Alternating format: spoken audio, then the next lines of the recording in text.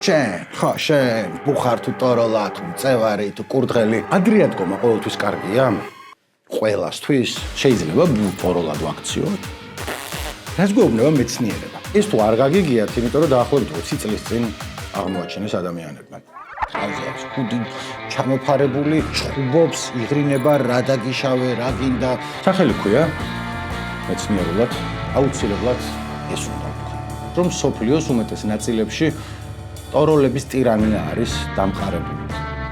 ვითი უშუალოდ ამ ყველაფერს. ასუკმა შეიძლება გაგაუცოთ. ნუ იცით, არის ერთი ნიუანსი.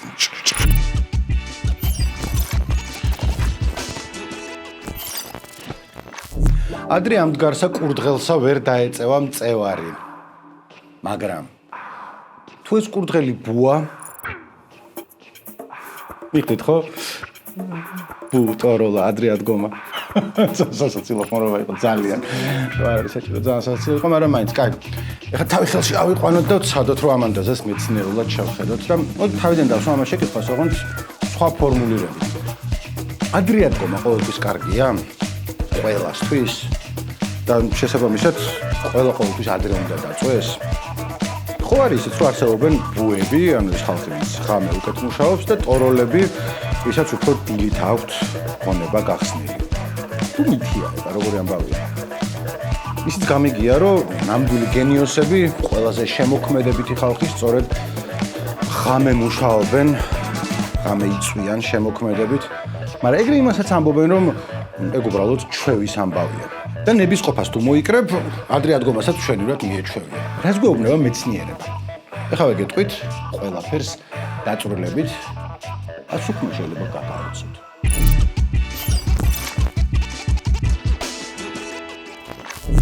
თქვენ უყურებთ ვიდეოების სერიას, სადაც ჩვენ ვცდილობთ მეცნიერული კვლევებით დადასტურებული პასუხები გავცეთ ბევრისთვის საინტერესო შეკითხვებს. მაგალითად, აი ამ შეკითხვას მართლა არსებობენ თუ არა ბუები და ტოროლები.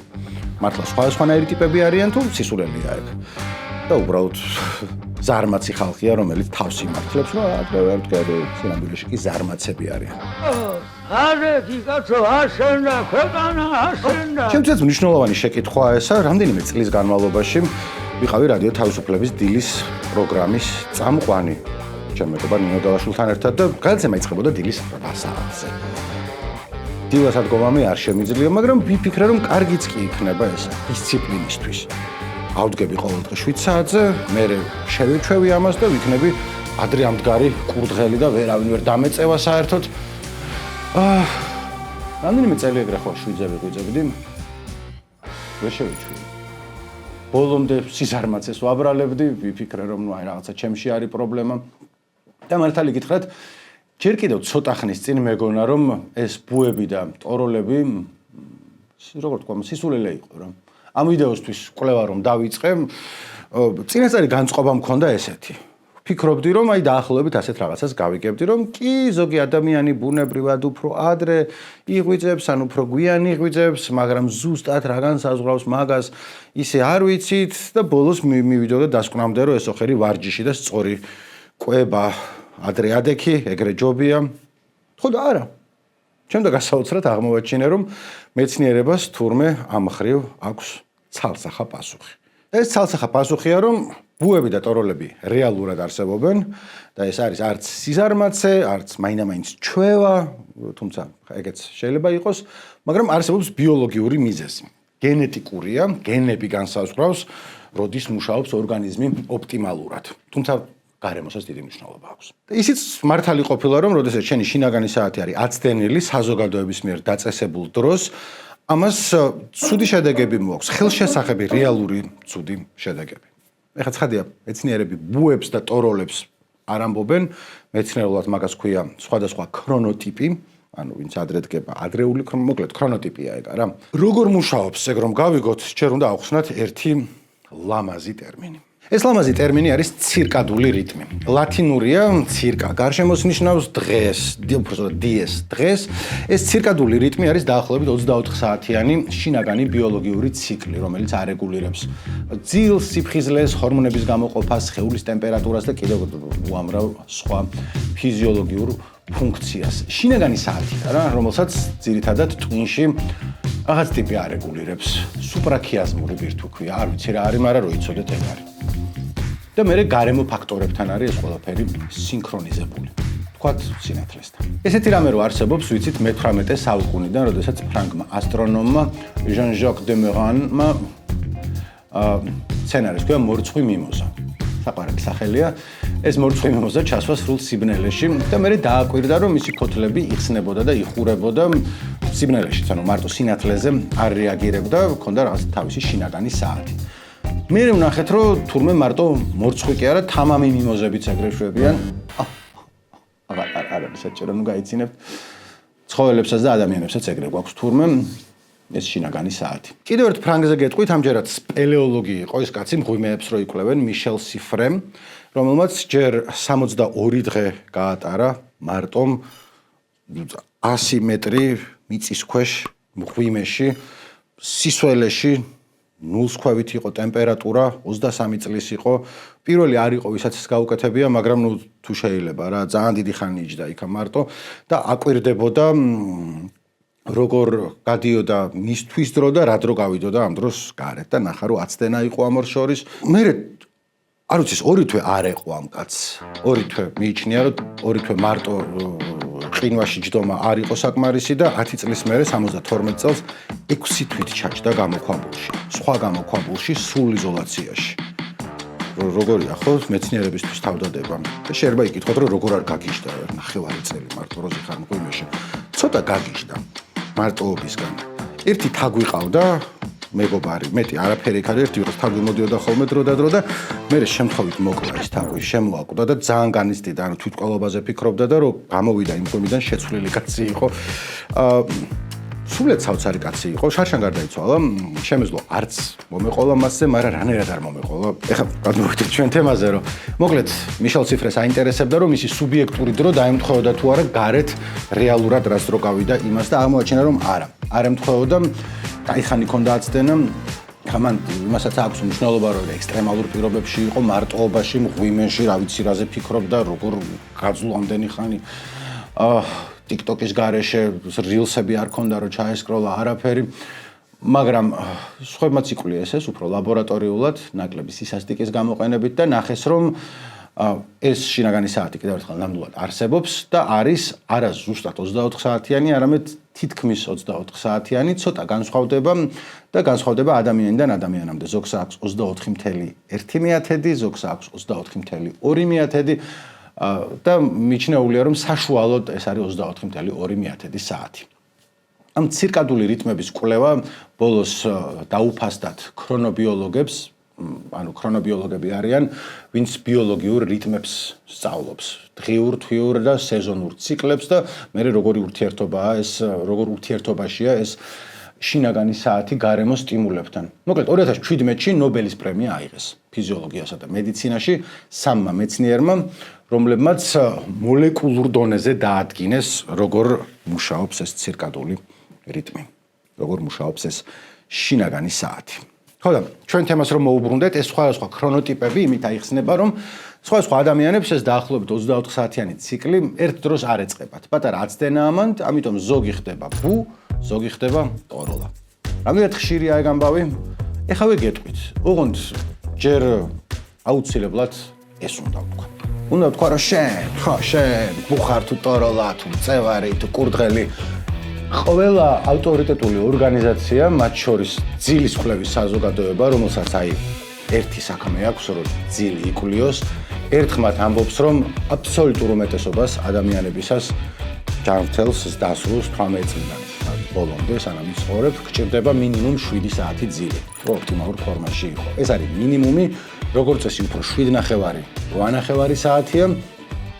არსებობს ვიღაც ხალხი, ვისაც 4-6 საათი წყობნის, მაგრამ მოდი ასე ვთქვათ, რომ ეს არის უკიდურესი იშვიათობა. ამ ქვეყანას მე მაინც ვერ გავასწორებ და ძილი რაღაც უნდა დავიკლო. შენ ეგ არა ხარ და მოკლედ იძინე მინიმუმ 7 საათი. მე არაფერ შუაში არა ვარ, ანუ თუ არ დაიძინებ, არაფერი მომემატება და არაფერი დამაკლდება, ძილის კვლევის საზოგადოება არის, იმათ მოჰკითხე და კიდევ ყველა ექიმს, ვინც ამისი ექსპერტია თავიდან ბოლომდე. ჭკუას არავის არ ვასწავლი, მე თვითონაც არ გამომდის 7 საათი ჯანსაღი ძილი, მაგრამ ხო იცი, კითხულობს და ყველგან ეგ წერია, რომ არა, აქ მნიშვნელობა როდის დაიძინა, როდის 7 საათი მინიმუმ გჭირდება სრულყოფილი ლამაზი 7 საათი. რატო გჭირდება? აქ მაგის მოყოლას არ დავიწყებ, იმიტომ რომ ძილი არის ძალიან მნიშვნელოვანი და ეგ კიდე ცალკე საათნახევარი საუბრის თემაა და იმიტომ რომ ამ გადაცემის სათაური არ არის ყველაფერი რაც უნდა გწოდნოთ ძილის შესახებ, იმიტომ რომ მაგდანი არც მე არ ვიცი და კიდევ ერთხელ 20 წუთში მაგას ვერ ჩავატევთ, იმიტომ რომ ძილი არის კომპლექსური საკითხი და ეხლა ვლაპარაკობთ ტოროლებზე და ბუებზე. და მოდი კიდევ ერთხელ ვთქვათ, რომ ძილი რახან კომპლექსური საკითხია, ვის რამდენი როგორ ძინავს, მაგას მხოლოდ ცირკადული რიტმი ცხადია, რომ არ არეგულირებს, უამრავი სხვადასხვა ფაქტორი არის კიდე, რომელიც ან გიწყობს ხელს, ან გიშლის ხელს. ზოგი დასტრესილია, ზოგი გადაღლილია, ზოგს მედიკამენტი ურევს ძილს და ღვიძილს, ზოგს ცხოვრების სტილი, დეპრესია, რამე სხვა ფსიქოლოგიური ფაქტორი, რამე დაავადება არაფსიქოლოგიური, ზოგჯერ მთელი დღე თუ მუშაობდი, სპეციალურად გვიანი ძინებ, რომ რაც შენი თავისთვის ცოტა დრო გქონდეს. შეიძლება გარემო აქვს ადამიანს, სადაც ვერ ძინავს ადამიანს სრულფასოვნად, ან ხმაურია სულ, ან შუქია, ან რაღაცა პირობები არ აქვს. მოკლედ, კიდევ ერთხელ ეს სერია არ არის ყველაფერი ძილის შესახებ. ეს არის ბუებზე და ტოროლებზე, იმიტომ რომ ყველაფერს ერთდროულად რანაირად გავწვევით, ვერ ვიზამთ, ვერა. ხო და, მოკლედ, შეკითხვა გქონდა ეს, ყველა ბუ არის ადამიანი ან ყველა ტოროლაა, როგორ არის ეს გადანაწილებული? როგორ და აი ასე. უმეტესობა ვართ არც ერთი და არც მეორე. დაახლოებით 60%-ისთვის სულ ერთია, დანარჩენი 40% თითქმის თანაბრად არის გადანაწილებული დილის და საღამოს ტიპებად და აქედან მარტო 0.2%-ია, ვინც ძალიან ტოროლა არის, 4.5%-ია, ვინც უკიდურესი ბუ არის. ეს ძალიან და უკიდურესი იგულისხმება, რომ 3 საათით უფრო ადრე ან გვიანი ძინებენ, ვიდრე ჩვეულებრივი მაჩვენებელი, ისედაც მიხვდებოდით ამას. ხო და შეიძლება შეკითხვა გაგიჩნდეთ, რომ რით ვერ დავლაგდით ეს ადამიანები ევოლუციურად, რომ ყოველას ნორმალურ დროს გვეძინოს. ხო არის ნორმალური დრო დაძინების და გაღვიძების. თუ არ არის. ხო და საქმეც იმაშია, რომ არ არსებობს ნორმალური. ჩვენი გაგებით ნორმალური რეჟიმი ძილის და ღვიძილის არის შედარებით ახალი რამე. ელექტროობამდე, როგორც ახლა არის მიჩნეული, ადამიანებს სხვანაირად გვეძინა. პრეინდუსტრიულ საზოგადოებაში, როგორც ახლა არის მიჩნეული, ადამიანებს ჰქონდათ ორი ძილი, შუა საუკუნეებში მაინც. ანუ ადრე იძინებდნენ, მერე ეღვიძებოდათ, 1-2 საათი ისე იყვნენ, შეიძლება კითხულობდნენ, ლოცულობდნენ, რასაც უნდათ იმას აკეთებდნენ და მერე დილამდე ეძინათ. ეს თუ არ გაგიგიათ, იმიტომ რომ დაახლოებით 20 წლის წინ აღმოაჩინეს ადამიანებმა. ისტორიკოსმა როჯერ ეკირჩმა გამოაქვეყნა ძალიან გავლენიანი ნაშრომი, ჯერ ერთი კვლევა იყო, მერე წიგნი გამოაქვეყნა, 16 წელი შეისწავლიდა ამ საკითხებს და შეისწავლიდა რას? სხვადასხვა წყაროებს შუა საუკუნეების ევროპიდან და 500-ზე მეტი ხსენება ნახა ამ პირველი ძილის და მეორე ძილის. თან როგორც ჩანს, იგივე ვითარება იყო აზიაშიც და აფრიკაშიც, უბრალოდ მეტი ტექსტი გვაქვს ამ დროს ევროპიდან. და საბოლოოდ გადაწყვეტილი საკითხი ეს არ არის, კამათობენ დღემდე, მაგრამ ძალიან გავრცელებული თეორიაა და შეიძლება ითქვას მეინსტრიმულიც კი არის. უმეტესობა შეთანხმდა, რომ ალბათ ეგრე იყო. მაშინ რამ შეცვალა ეს წესი? რამ და ინდუსტრიულმა რევოლუციამ ქარხნები, სკოლები ერთ დროს უნდა დაწყებულიყო, მატარებლები ერთ დროს გასულიყო და ამ ყველაფრის სტანდარტიზაცია მოხდა. და მე მე-20 საუკუნეში დასავლურ კულტურაში მაინც 9-დან 5-მდე მუშაობის კულტურა დამკვიდრდა, მაგრამ კიდევ ერთხელ ეს იმას არ ნიშნავს, რომ ეს არის მაინდა-მაინც ნორმალური და სტანდარტია, ეს უნდა იყოს, ქვეყანას გააჩნია და კულტურას გააჩნია. ბევრგან სიესტა აქვს ან რაღაცა მსგავსი და არ არის ეგ არანორმალური. მაგრამ როგორც ახლა ვნახავთ, ცოტა არანორმალური ერთი რაღაცა კი არის. ის არის, რომ სოფლიოს უმეტეს ნაწილებში ტოროლების ტირანია არის დამყარებული. და ვინც ბუები ვართ, ცოტა შეიძლება დაჩაგრულად ვიგრძნოთ თავი, იმიტომ რომ ეს ტოროლები გვიკიჟინებენ, შეიძლება გვიჭიკჭიკებენ იყოს უფრო სწორი, იმიტომ საოცარი ხმურობია დღეს, საოცარი ჩიტები ხო ჭიკჭიკებენ, მიხვდით ხო? მოკლედ გვიკიჟინებენ, რომ ამ ტირანიას თუ არ დაემორჩილეთ, თქვენ ხართ ზარმაცებიო. ყველა ენაზე რაც ბევრი ენა არ ვიცი, მაგრამ რაც ვიცი, ყველგან არის რაღაც ანდაზა, რომ ადრე უნდა ადგე და უკეთესიაო. ხო და ეგრე. ეხლა წესით ალბათ უფრო დაწვრილებით უნდა გიხსნიდეთ გენები როგორ მუშაობს. ხო თქვით, რომ ქრონოტიპების მთავარი განმსაზღვრავი ფაქტორი არის გენეტიკა. მაგრამ მაგას ვერ გავაკეთებ, იმიტომ რომ ბოლომდე განათლება და ცოდნა მაგისი არ მყოფნის. ძალიან რთული სიტყვები ეწერა. რა ვუყოთ, რა უნდა ვუყოთ ბატონო სულელი. სისულელისათვის ვერ გავრიცხავთ. არ გვაქვს მაგის უფლება. აი თქვა ნახე რომ clock გენები, ანუ საათს არ თარგმნი, იმიტომ რომ აბრევიატურა თუ CLOCK გენები ქვია ხალხს ნობელი აქვს მაგაში აღებული და მოდი დაუჯეროთ რომ მართლა ეგრეა. გადავიყვანოთ მეხუთე კლასში და ისე გადავიყვანოთ. გადავიყვანოთ. მაგრამ რამდენიმე სიტყვას გაჩვენებ რა ვიკიპედიაში წერია ესადაც ხვდებით რა წერია. ვინც ხვდებით ხოჭა. მაგრამ იმდენი კი გავიგე რომ მართალია კიდევ ბევრი რამეა დასადგენი, მაგრამ თავად მეცნიერებს შორის დეტალებზე არის ახლა კამათი და არა პრინციპზე. ანუ ის რომ ამ შინაგან საათს დიდწილად ალბათ ნახევარსო ესე წერენ გენეტიკა გიდგენს, ამაზე აბსოლუტური კონსენსუსი არსებობს. აი ზუსტად რა გენებია, რაზე პასუხისმგებელი, ამაზე ცხარე კამათი მიდის და ამ კამათის შინაარს სწორედაც რომ ვერ გაცნობთ, იმიტომ რომ რთული არის არასპეციალისტისთვის ახლა გენეტიკაში გაერკვე. თან არც არის საჭირო. ხანდახან დაუჯერე რომ ამაზე ყველანი შევთანხმდით ამბობენ, ამაზე ჯერ კიდევ კამათობს და რომ მორიგდებიან, რომ დაალაგდებიან, მე გვეცოდინება რომ ეს კონკრეტული გენებია, რომელიც გვიწყვეტს შინაგანი საათი როგორ უნდა იყოს. თან ეს კონკრეტული გენები რა ერთი კვლევა ჩაატარეს მასშტაბური ბოდიში და ბრიტანელმა მეცნიერებმა. 100,000 ადამიანი გამოიკვლიეს, უბრალოდ ამ ადამიანების დნმ და 350-მდე გენეტიკური ლოკუსი დაადგინეს. რაც დილას ადრე გაგვიძებისკენ მიდრეკილებასთან იყო კავშირში, ლოკუსი არის ქრომოსომაში ამა თუ იმ გენის ლოკალიზაციის ადგილი. აი, ეს გენეტიკა. მართალია ჩვენი ბიოლოგიური საათი გენეტიკურად არის დაპროგრამებული, მაგრამ იზოლაციაში არ მუშაობს და მუდმივად ხდება მისი სინქრონიზება გარეშე სიგნალების დახმარებით. ამ გარეშე სიგნალებს მეცნიერულად ქვია Zeitgeber. ამის თქმა არ იყო აუცილებელი, მაგრამ რანაირად? Zeitgeber. გერმანულია, მიხვდებოდით? დროის მომცემს ნიშნავს. და ეს ბოლოჯერ ვიტყვით Zeitgeberi შეიძლება იყოს შიმშილი, ვარჯიში, სოციალური ურთიერთობები, ასე შემდეგ, მაგრამ ყველაზე მთავარი და მნიშვნელოვანი არის სინათლე. სინათლის როლი ძალიან კარგად ჩანს 2017 წლის კვლევაში მოზამბიკში ჩაატარეს, სადაც ტენგუა და მილანჟი არის გვერდიგვერდ ორი დასახლება. ერთი ხალხია, ერთი კულტურაა, ერთ-ერთი განსხვავებაა, რომ ერთი სოფელია, დენი არა აქვთ, მზის შუქის მიხედვით ცხოვრობენ, მეორე არის ქალაქი და ელექტროენერგია აქვთ. ეს ტენგუა არის სოფელი, სადაც დენი არა აქვთ, იძინებენ 1 საათით ადრე. მილანჟი არის ქალაქი, ელექტროენერგია აიქა, იძინებენ საშუალოდ 1 საათით გვიან. რაც ძალიან კარგად აჩვენებს, რომ ზუსტად ერთი გენეტიკის ხალხი რანაირად შეიძლება სხვადასხვა დროზე აეწყონ ამ ბოლოჯერ ვიტყვით Zeitgeberis გამოისობით. ისიც მნიშვნელოვანია და ბოლოჯერ დავიწყებ ამ დროზე უნდა გეძინოთ თუ რაღაცა, მაგრამ კვლევა მაჩვენა რომ დროის ამ 1 საათიანი სხვაობის მიუხედავად ძილის საერთო ხანგრძლივობა ორივე ჯგუფში იყო პრაქტიკულად ერთი და იგივე, ანუ დაახლოებით 7.24 მეასედი საათი ეძინათ ღამეში. დასკვნა ესეთია, რომ გარემოს შეუძლია შეცვალოს ჩვენი ბიოლოგიური საათის დრო, მაგრამ ეს არ ცვლის ჩვენი ორგანიზმის მიერ მოთხოვნილ ძილის ფუნდამენტურ რაოდენობას. მეტი ანუ არ გეგონოთ რომ ხადაგებ რომ საკმარისი იძინეთ ხალხო, არ არის ჩემი საქმე, მაგრამ რა კვლევასთანაც მივედი, ყველა მაგ დასკვნამდე მიდიოდა და გიზიარებთ, რომ მნიშვნელოვანია. ხო და კიდე რა ვიცით ამ ქრონოტიპის შესახებ, რა ვიცით და ის რომ ის იცვლება.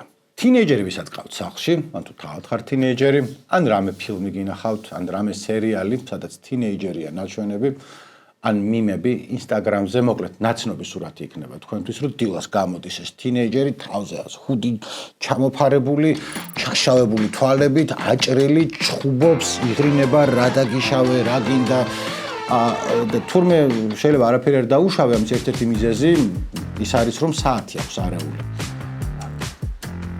საქმე იმაშია, რომ კიდევ ერთხელ ქრონოტიპი არ არის ფიქსირებული, პირიქით, როგორც წესი, თანდათანობით ასაკთან ერთად იცვლება. და მოზარდობის პერიოდში არის ყველაზე უფრო რადიკალური და სწრაფი ცვლები ამ კუთხით. ამერიკაში ჩაატარეს ერთ საფუძვლიანი კვლევა იყო ისიც, 26,000 სულზე. და აჩვენა ძალიან კაფიო ტენდენცია, რომ ბავშვობაში უმეტესობა ვართ ტოროლები. 70% ადრე იღვიძებს, ისედაც დაკვირვებითაც მიხვდებოდით, რომ ალბათ ეგრე არის. ნელ-ნელა ასაკთან ერთად ქრონოტიპი იცვლება და თინეიჯერობისას უფრო სწრაფად იცვლება. 16 წლიდან მხოლოდ 4% არის დილის მოყვარული. ასე 20% უკვე ამბობს, რომ ღამით მირჩევნიაო. ხო, ანუ მანამდე იყო 70% დილას გებოდა, ეხლა მარტო 4%. ამის ბუდყოფნის პიკი არის 18 წელი ქალებისთვის და 19 წელი კაცებისთვის და მერე იწყება გრძელი თანდათანობითი დაბრუნება დილისკენ, რაც ცხოვრების ბოლომდე ესე გაყვება ხოლმე. კიდევ ერთხელ ადამიანები ვართ, განსხვავდებით 70% იქით, 30 აქეთ რაღაცა შენ თუ სხვანაირად ახარ არც არანორმალურია და არც ნორმალურია რა.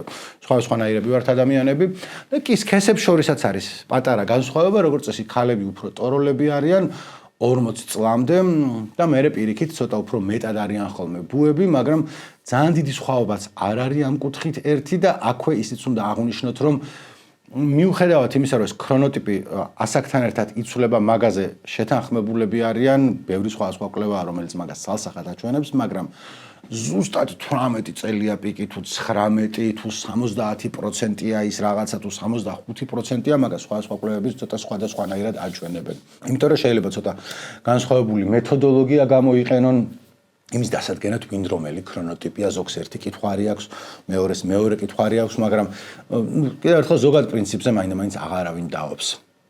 და ასევე არავინ დაობს იმაზე, რომ ეს არის პრობლემა. ოღონდ სერიოზული პრობლემა, გამოგონილი რაღაცა კი არა. ანუ რაში მდგომარეობს პრობლემა? იმაში, რომ ჩვენი შინაგანი საათი იცვლება, მაგრამ ამას ანგარიშს მაინც არავინ არ უწევს, საზოგადოება არ უწევს ამას ანგარიშს. და სახელი ქვია მეცნიერულად ამას თავისი, როცა შინაგანი საათი აცდენილია გარე საზოგადოების დადგენილ საათს, სოციალური ჯეტლეგი ქვია. ჯეტლეგი ხო იცით რაც არის, იცით. სადმე რომ ჩაფრინდები და სხვა დროა იქ და кайხანი გჭირდება რომ იმ დროზე გადაეწყო.